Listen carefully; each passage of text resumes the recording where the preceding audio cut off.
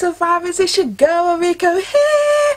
I'm doing 2 videos today, so don't think I didn't bathe. Like, I'm just doing 2 videos. I'm literally gonna quickly do a Q&A video for you guys.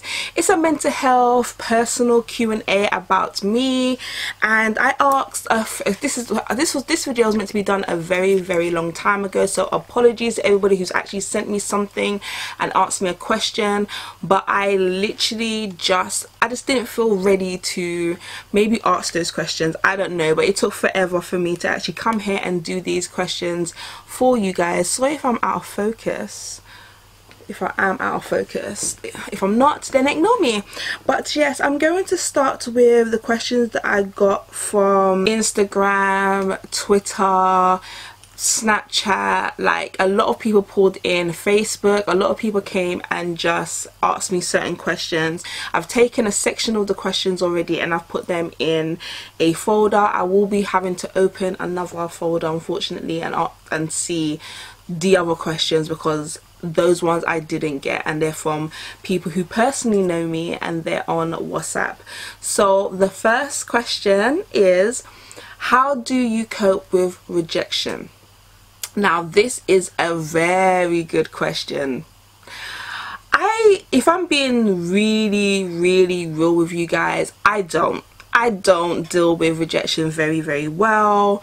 I feel like, because I got borderline personality disorder, rejection is a horrible topic. All my BPD babies will know that we have a irrational fear of rejection, even when rejection is not there. So, you know, when I was really sick and didn't know what was going on with me, I would create dramas where people would just have to just leave me, because I knew, well, obviously I didn't know, but in my head I knew, you're gonna leave me anyway, so you might as well just leave now. And I would create arguments and drama and just consume whatever relationship, be it friendship or a personal like relationship. I would consume it with crap and darkness and hate.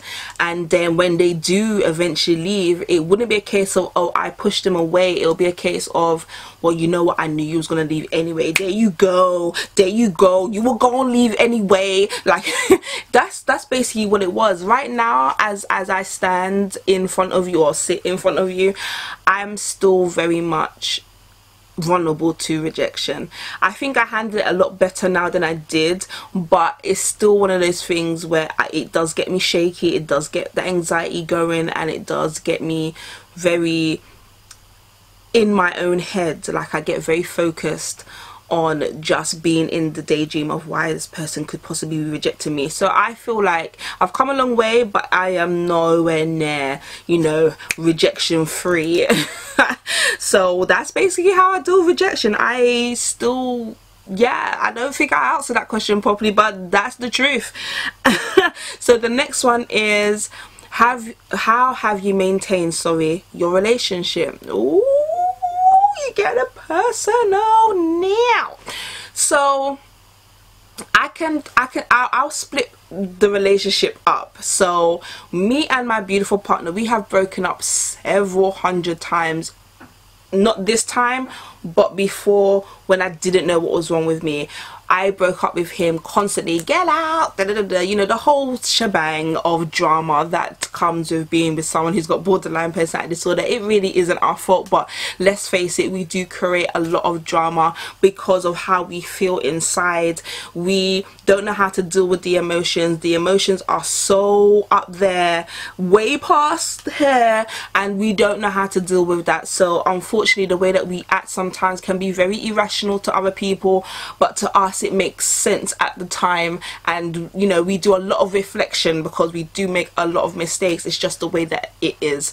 But yeah, so I didn't maintain the relationship in the beginning, because we've been together for nearly 13 years. So I did not maintain anything in the beginning of our relationship. It was just fun. I consumed it with being very intimate and not really focusing on anything else, you know.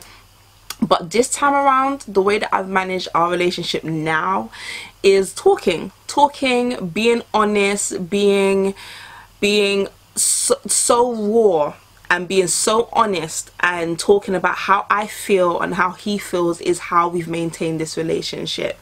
The love of evolving, we have evolved, do you know what I mean? Because when we were like seeing each other back in the day, we were teenagers. We are in our 30s now, do you know what I mean? So it's been a very long road, and I don't know, like for me it's key. Talking is key. Being honest with your partner is 100% key. Telling them even the horrible things, you know what I mean? If you feel like you cannot cope with them, or you do not like them, or they need to just move away from you right now, you need to tell that person, because all they're going to do is be in your face, and it's going to trigger you. And then when you're triggered now, you're going to say some stuff that you shouldn't say, and you're going to do some stuff that you shouldn't do, and that's something that you're going to have to deal with and fix later on down the line. So it's just best to get ahead of it. Do you know what I mean? If you tell them and they still want to be nah nah nah, whatever happens after that, they have to take some sort of, you know, they have to take responsibility for how that situation went down, you know. So right now, my advice to anybody who has any type of mental illness, I know talking, for people with mental illness, talking is so hard sometimes because we have so much stigma against us, and we've been shunned, and when we open our mouth to people that we feel will be there for us, we have got so much negativity. So I fully understand that. But if this is your comfort, your love, your close person, your safe person, your favorite person, then be honest with them and talk to them, because that's the only way to maintain any relationship, be it friendship, be it whatever. Talking is key. And coming from me, that's a big thing. I never used to talk at all. I used to think, what's the point of talking don't change anything. That I used to be that person. So I have seen what talking changes. I've seen it. Do you know what I mean? If I did not talk, and I didn't express myself, and I didn't put my heart on my sleeve and leave myself open a little bit, my relationship wouldn't be my relationship. We wouldn't be together. I had to really be real and be honest about what I really wanted, and that's how I've maintained our relationship. I waffled a little bit there, sorry. But what's the next question? Let me see. Why do you call, sorry, typo, why do you call your sub survivors? Sorry, you guys, you have to be writing properly. Why do I call my sub survivors? Because we are survivors. All of you guys are survivors. I'm sure I might have answered this question before, but I will answer it again because it has been asked. I feel that obviously when you go for a tragic event, obviously, and you survive that tragic event, obviously you have survived that and you are a survivor. But I feel when it comes down to mental health, every little thing we do is effort and hard, more hard than somebody who's got their stuff together and have all their mental, you know, situation on top. I feel that it's extraordinarily hard for anybody to do anything. You know, sometimes when you're depressed, you don't want to get out of bed, you don't want to wash, you don't want to do anything, you don't want to smile, you want the ground to swallow you up whole. And sometimes when you're feeling that incredible depression and you get up and you wash yourself and you face that day, no matter how you face that day, I think you survived that day.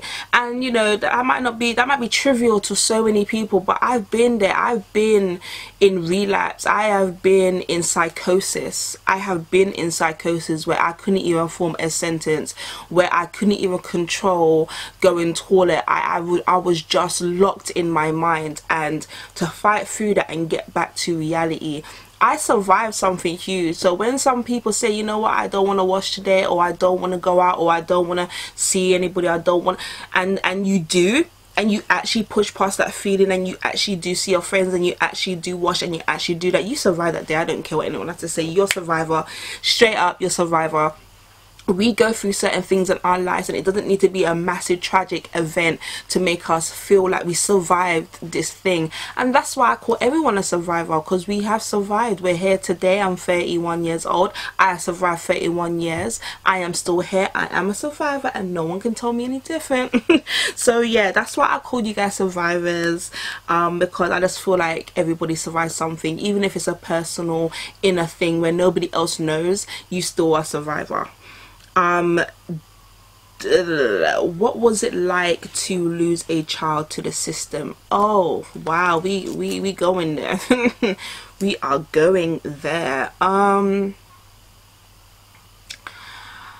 still don't have a word for it. I still don't have a word for it. Like, I know a lot of words, there's a lot of words in my vocabulary, and not one of them sums up the feeling of losing my eldest child to the system.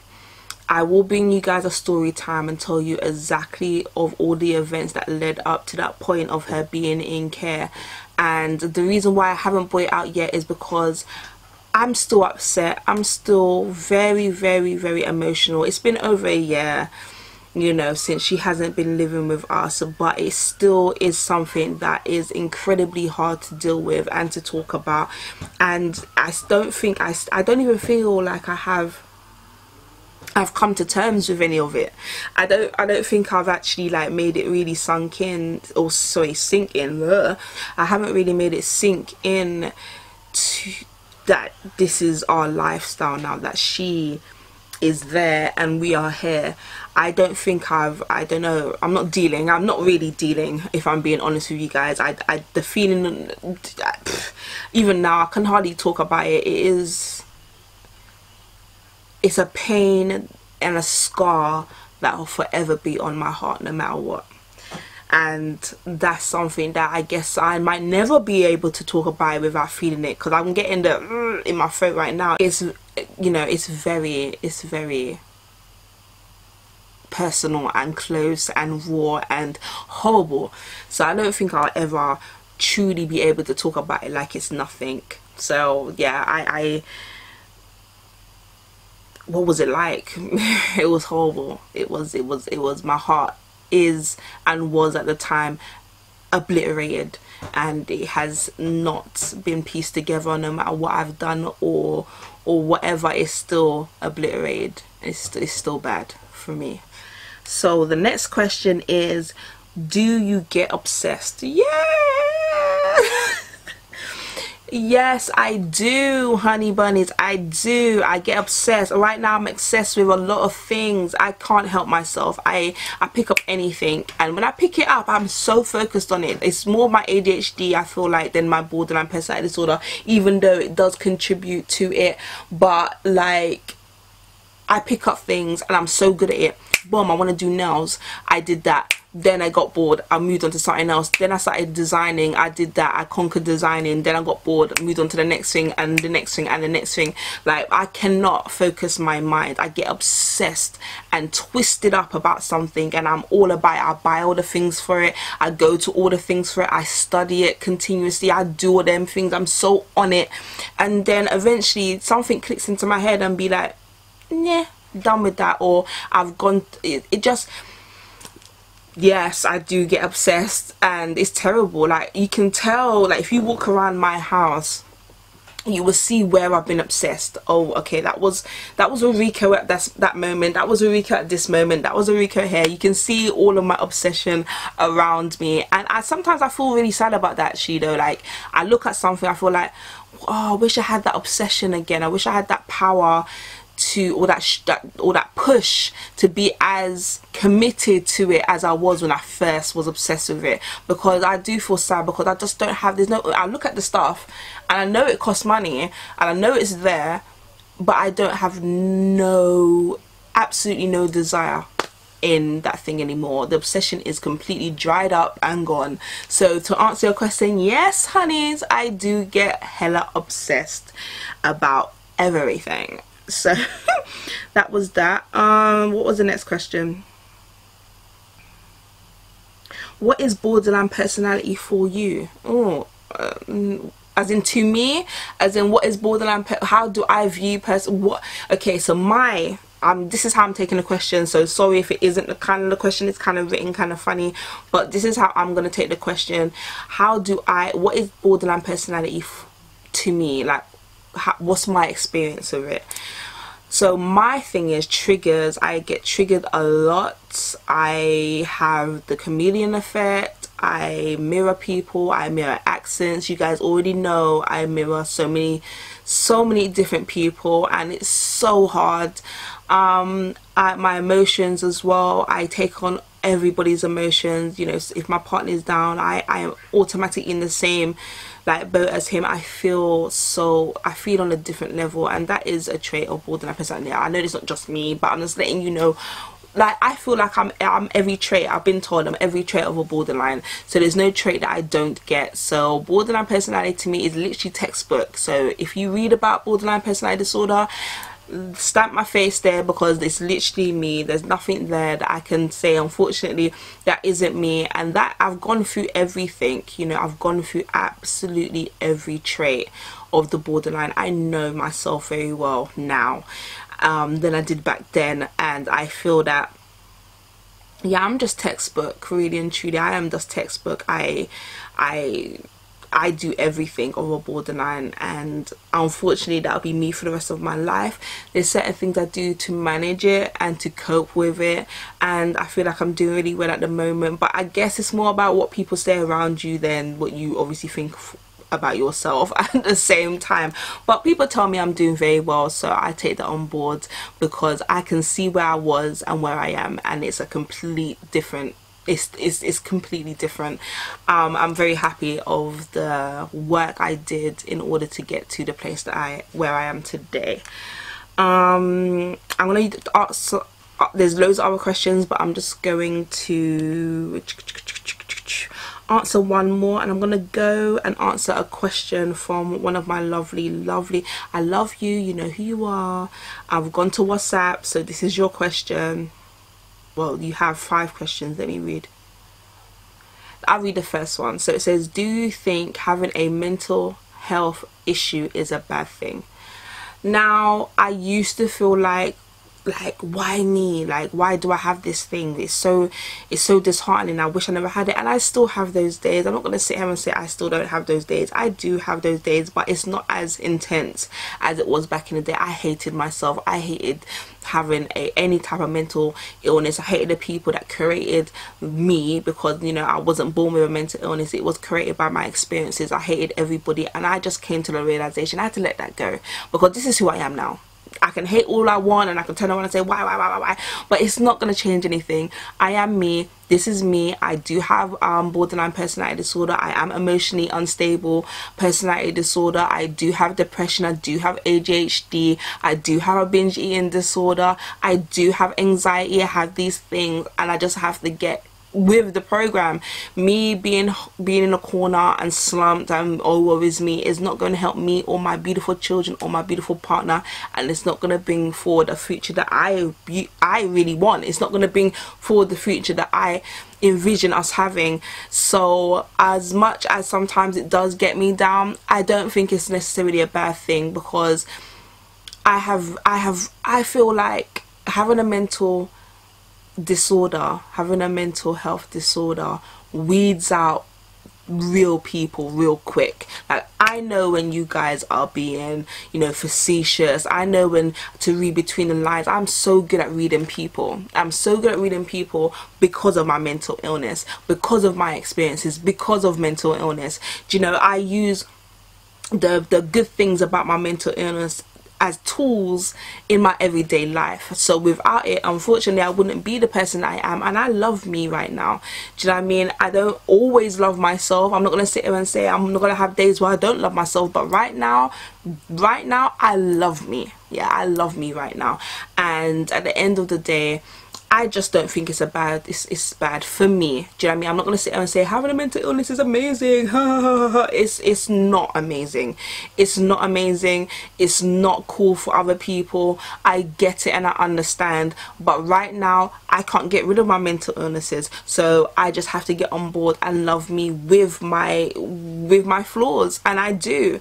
And unfortunately for me, I have people that love me with all of the things that I mentioned. So with that being said, the answer is no. I don't think, for me, having a mental disorder is no longer something that is scary and I'm afraid to have, and I'm scared to mention it to people and stuff like that. It's not bad for me.